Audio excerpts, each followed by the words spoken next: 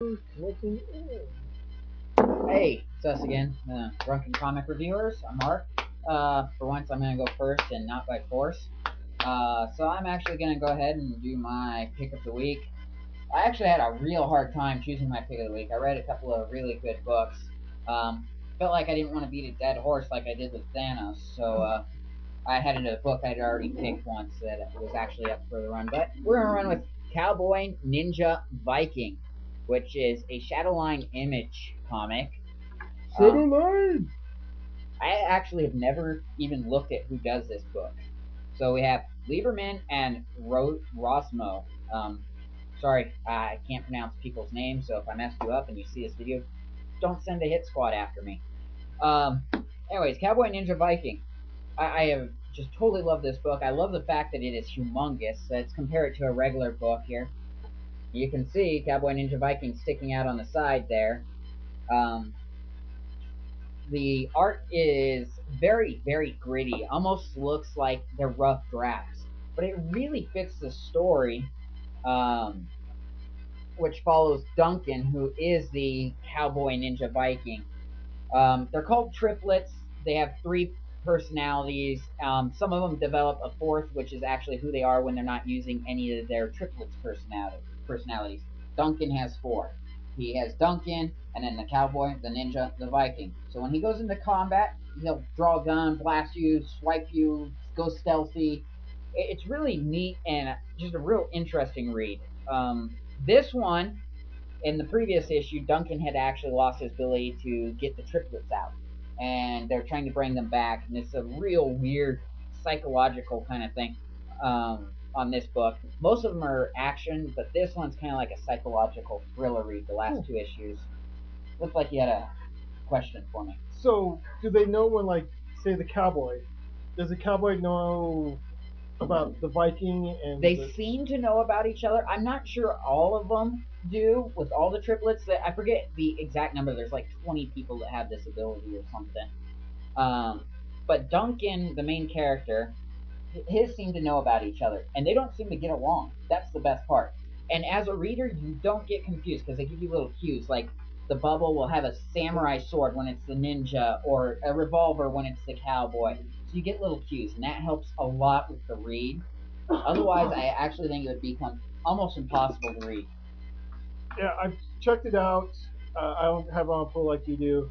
I like how, like, in each episode they had different colors. Like, it was. Do they Yeah, still do that? Or. I think they're starting to cycle back through the colors because I think this is actually the same color they ran in issue one. Okay. But it's it's not like anything else I've read, at least, and I don't think there's anything else out there that's like it right now. Well, that's what's cool about Shadowline. They, like, pick up the weird stories, but they're good. Right? Yeah, well, except for the one that you ranted Yeah, about, Fade to Fade Black. to Black. Horrible. Um, but Shadowline being a little branch of Image, which is considered an independent company. I don't know how you can call them independent anymore. They're kind of, I would call them a mainstream company We're at at this point. fourth now, or Yeah, Dark Horse is before them. yeah, I would consider them mainstream, but they want to call themselves independent. Let them. They can do what they Creator want. owned. Yeah, they're creator owned, which is cool. Um, but again, this book to me, it's the top of the Shadowline books. I know you like Bomb Queen. I think Yeah. it is. Bomb Queen never seems to come out, so that's killer to that. Shadowhawk's good. I After actually Decade. forget Shadowhawk is Shadowline. I just always think of it as Image. I don't know why. Emissary, which they have to finish it up. Um, Great story. this ran originally as I guess one shots or a mini series or something. It's a full out series now. I just suggest picking it up. Good starting point. If you don't want to start at issue one, would be issue six, and you wouldn't be lost. You could start there. And that would only leave you buying two issues to get to current. Uh, I like it. It's kind of anti-hero-ish, lots of violence, action, and at the same time makes you think. I don't have anything else on the book. I mean, you can start if you want, unless you have a question. No, I'll start because I got like 1.5 picks. So my pick for this week was Justice League Generations Lost. Uh, I'm loving the story.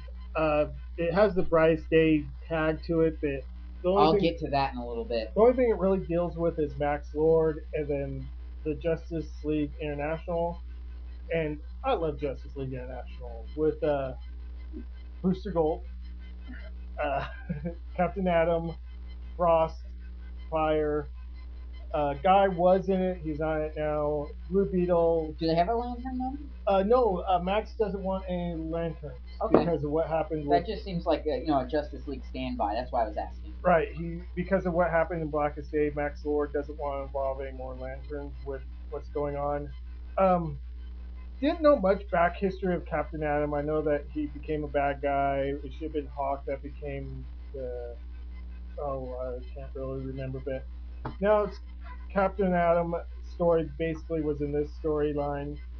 He goes back into the future, or he goes forward into the future, and sees what Max's Lord causes. I truly, truly like it. One of my favorite comics of all time, if you can find it, is Justice League. I can't believe it's not the Justice League. It's got humor up the ass. It's probably about a 6, 7 year old comic, but Justice League International is good. This is my favorite tie-in to the Brightest Day, although it doesn't really feel like a crying kid running by. Um, it doesn't really feel like Brightest Day, only because of Max Lord's being in it. Booster Gold's funny as fuck, as always. Gotta love him. That's all I gotta really say of that. So I'm going to like pull out my path, and that's oh geez, look at this, another Brightest Day tie-in. It's Justice League of America, and it's part 3 of Dark Things. I'm gonna ask you a question here. Yeah. You always tell me that you like Justice Society better. So is it just this book was amazing, Oh well, it has you just Justice. calling this It storyline? has well, the storyline and this book itself was fucking amazing. Oh, actually, it even says Justice Society of America right on the it's cover. It's a tie-in between Justice League and Justice Society. I'll shut up then. Let you do your review. This book has fucking everyone in it from Justice League of America and Justice Society, minus Superman, so that makes it even better. And Wonder Woman, she's not in it, but everyone else is in it. Alan Scott's a bad guy. It's just mind blowing. Like I got hard from reading it. Like the story was just so awesome. We really need to hear that. Like wow. Now the side story that's inside of it's not as good because it deals with the tornado, and I'm not a big fan of the tornado. But wow, like Dick Grayson. If you like Dick Grayson, like Woo! you get to see his like leadership. Like he's almost better than Bruce as with leadership. We've got a few Dick Grayson fans in here, including me. He got everyone together on it to find like this crystal that landed on Earth. It possessed Alan Scott and Oblivion, and everyone else that has elemental powers and magical powers. It's just like all the heroes that were in it were just mind blowing. Like epic. This is definitely an epic story. So pick the half. I thought Generation Lost was a little bit better because of the future about what occurs. But this story is definitely, I can't wait to see where it goes. Although it has the Bryce Day name in it, it just follows J for the Justice America. Right. So you don't have to get Bryce Day books to understand it, to enjoy it, to like it. For both the books. What do we have left? 1 minute here?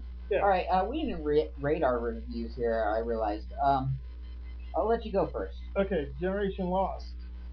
I will give it. We're running on that 1 to 10 scale today. I'm giving it an 8. Justice League of America, 7.5. I'm going to be a little extra generous here.